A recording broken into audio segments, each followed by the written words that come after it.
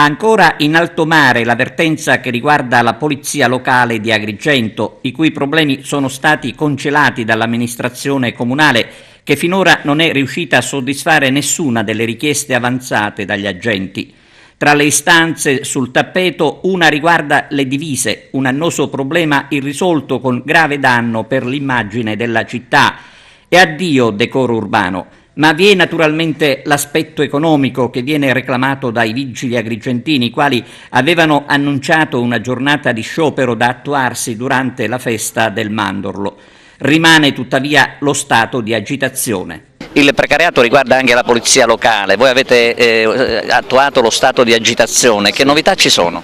Allora, innanzitutto tra i colleghi precari bisogna dire che sono una parte fondamentale del corpo della polizia municipale.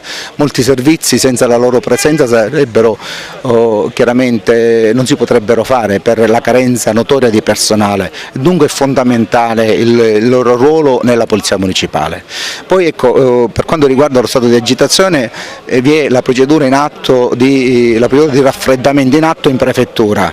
Sappiamo, siamo a conoscenza che la prefettura ha chiesto chiarimenti al sindaco in merito ai problemi che noi abbiamo lamentato e siamo in attesa anche come sindacati di essere convocati per poter vedere se si può raggiungere un accordo con l'amministrazione o altrimenti passare allo stato di fatto e proclamare uno sciopero in tempi successivi. Ma si rischia che lo sciopero inizi con la sagra, con la festa? Credo che non ci sono al momento i tempi tecnici, perché la prefettura purtroppo ha dilatato i tempi e sicuramente andremo oltre la sagra, però ecco, noi ci auguriamo, per non creare problemi alla cittadinanza, che tutto si possa risolvere, però mi preoccupa il silenzio dell'amministrazione, non ha avuto il sindaco nemmeno la volontà di incontrarci, magari di conferire con i sindacati per dire vediamo cosa possiamo fare assieme, e pertanto siamo stati costretti a rivolgersi a un organo terzo che è il prefetto per poter vedere di raggiungere un accordo. Ma insomma un'amministrazione sorda a 360 gradi? Purtroppo sì, non ci sono novità dall'ultima assemblea, dall'ultimo momento che noi